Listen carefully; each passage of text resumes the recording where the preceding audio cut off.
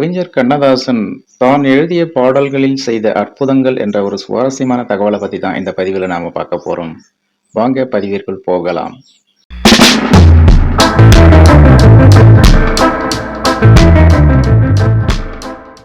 மூன்று முடிச்சு என்ற திரைப்படத்தில் இடம்பெற்ற ஆடி வெள்ளி தேடி உன்னை என்ற பாடலை கவியரசர் கண்ணதாசன் அந்தாதி நடையில் இயற்றியிருப்பார். அதாவது ஒரு பாடலின் ஒரு வரியில் இறுதியாக முடியும் சொல் அந்த பாடலின் அடுத்த வரியில் முதல் சொல்லாக தொடங்கும். அந்தாதி நடையில் இயற்றப்பட்ட ஒரே தமிழ் பாடல் இதுதான். இந்த பாடலை முடிந்தால் ஒரு முறை கேட்டு மகிழுங்கள். வறுமையின் நிறம் சிவப்பு என்ற திரைப்படத்தில் இடம்பெற்ற சிப்பி இருக்குது முத்தும் இருக்குது திறந்து பார்க்க நேரமில்லடி ராசாத்தி என்ற பாடலை நடிகை ஸ்ரீதேவி ஸ்வரங்களை சொல்ல கமலஹாசன் உடனே பாடல் வரிகளை கூறுவார்.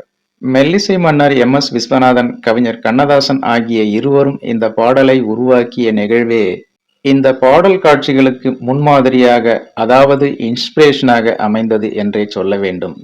கவிஞர் கண்ணதாசன் அவர்கள் தான் எழுதிய பாடல்களுள் பல முறை கேட்டு ரசித்த பாடல்களாவன தப்பு தாளங்கள் என்ற திரைப்படத்தில் இடம்பெற்ற என்னடா பொல்லாத வாழ்க்கை, மயங்குகிறாள் ஒரு மாது என்ற திரைப்படத்தில் இடம்பெற்ற சம்சாரம் என்பது வீணை, நூல்வேலி என்ற திரைப்படத்தில் இடம்பெற்ற மௌனத்தில் விளையாடும் மனசாட்சியே, சுவாமி ஐயப்பன் என்ற திரைப்படத்தில் இடம்பெற்ற திருப்பார் கடலில் பள்ளி கொண்டாயே என்ற பாடல்களாகும். தனது மனைவி பார்வதியை மனதில் நினைத்து கவிஞர் கண்ணதாசன் உருவாக்கிய பாடலே காலங்களில் அவள் வசந்தம், கலைகளிலே அவள் ஓவியம் என்ற பாடலாகும். தேர்தலில் தோற்ற சோகத்தில் எழுதிய பாடலே யாரை எங்கே வைப்பது என்று யாருக்குமே தெரியலே என்ற பாடலாகும். தற்செயலாக வழியில் தான் சந்தித்த பழனியப்பன் என்ற நண்பரிடம் சென்னை வாழ்க்கை குறித்து வினவ அவருடைய பதிலிலிருந்து உருவான பாடலே பாரப்பா பழனியப்பா என்ற பாடலாகும். தன்னுடைய அண்ணன் சீனிவாசனிடம் பண உதவி கேட்டு கிடைக்காத சோகத்தில் எழுதியதே அண்ணன் என்னடா தம்பி என்னடா அவசரமான உலகத்திலே ஆசை கொள்வதில் அர்த்தம் என்னடா காசில்லாதவன் குடும்பத்திலே என்ற பாடலாகும். தமிழில் அதிக அளவில் விற்பனையான சுயசரிதை நூல் கவிஞர் கண்ணதாசனுடைய வனவாசம் என்ற நூலே ஆகும். கவியரசர் கண்ணதாசன் பாடலாசிரியராக பரிணமிக்காத காலத்தில் சொந்த திரைப்படம் தயாரிக்க விரும்பி தஞ்சை ராமையா தாஸ் என்ற அந்த கால பிரபல பாடலாசிரியர் ஒருவரை நாடி கேட்டிருக்கிறார். ஆனால் அவரோ நான் இருக்கும் பரபரப்பான வேலை சூழலில் நீ கொடுக்கும் குறைந்த பணத்திற்கு தனியாக பாட்டு எழுதி தர முடியாது என்று கூறி ஏற்கனவே தான் எழுதி வைத்திருந்த சில பாடல் தாள்களை வீசி அவற்றிலிருந்து தேவையான பாடல்களை பொறுக்கி எடுத்துக் கொள்ளுமாறு கூறியிருக்கிறார். இதனால் கவிஞர் கண்ணதாசனுக்குள் ஏற்பட்ட கோபமும் ஆவேசமும் உத்வேகமும் கவிஞர் கண்ணதாசனை ஒரு சிறந்த பாடலாசிரியராக உருவாக்கியது. கவிஞர் கண்ணதாசன் தயாரித்த சிவகங்கை சீமை என்ற திரைப்படம் தயாரிப்பு தரம் மற்றும் நேர்த்தி, நடிப்பாற்றல், திரைக்கதை உள்ளிட்ட பல்வேறு அம்சங்களிலும் வீரபாண்டிய கட்டபொம்மன் படத்தை விடவும் சிறந்த படமாகும். வீரபாண்டிய கட்டபொம்மன் என்ற திரைப்படம் வண்ண படமாகவும் நட்சத்திர நடிகர்கள் அதிகம் நடித்த திரைப்படமாகவும் இருந்தது.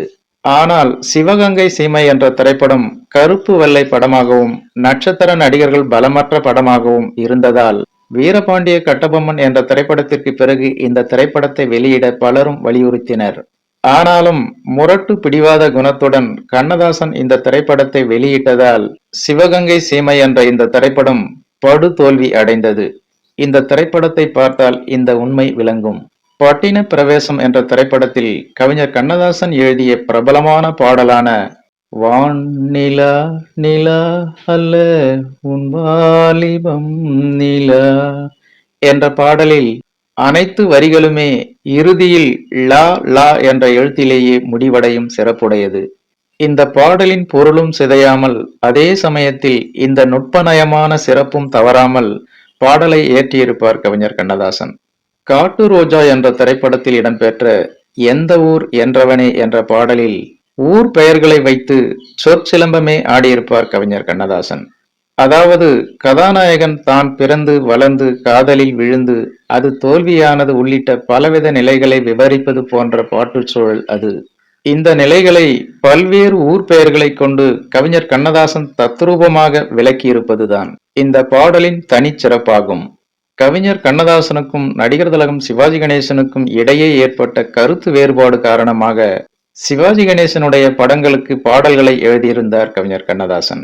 அதாவது பாக பிரிவினை என்ற திரைப்படம் எடுத்தபோது அந்த திரைப்படத்தின் இயக்குனர் பீம்சிங் கண்ணதாசனை அணுகி கண்ணதாசனை வற்புறுத்தி எப்படியோ 3 பாடல்களை எழுதி வாங்கிவிட்டார்.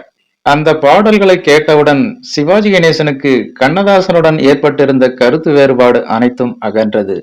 கவிஞர் கண்ணதாசனை பாராட்டிய நடிகர் திலகம் சிவாஜி கணேசன் இனிவரும் தன்னுடைய அனைத்து திரைப்படங்களுக்கும் கவிஞர் கண்ணதாசன் அவசியம் தொடர்ந்து பாடல்களை எழுத வேண்டும் என்று கேட்டுக்கொண்டார். அதன் பிறகு கண்ணதாசன் சிவாஜி கணேசன் ஆகிய இருவரின் கூட்டணியில் விளைந்த அமுதகானங்களை கூறி தெரிய வேண்டியதில்லை. கவிஞர் கண்ணதாசன் பாகப்பிரிவினை என்ற திரைப்படத்தில் தங்கத்திலே ஒரு குறை இருந்தாலும், ஏன் பிறந்தாய் மகனே ஏன் பிறந்தாய், தாழையாம் பூ முடிச்சு என்ற 3 பாடல்களை எழுதினார் என்பது குறிப்பிடத்தக்கது. ஓகே ஃப்ரெண்ட்ஸ், இந்த ஒரு சுவாரஸ்யமான தகவல் உங்களுக்கு பிடித்திருக்கும் என நம்புகிறேன். மேலும் இது போன்ற வேறொரு சுவாரஸ்யமான தகவலுடன் சந்திக்கலாம். அதுவரை உங்களிடமிருந்து விடைபெறுவது ஐம் சி இளங்கோ. நன்றி, வணக்கம்.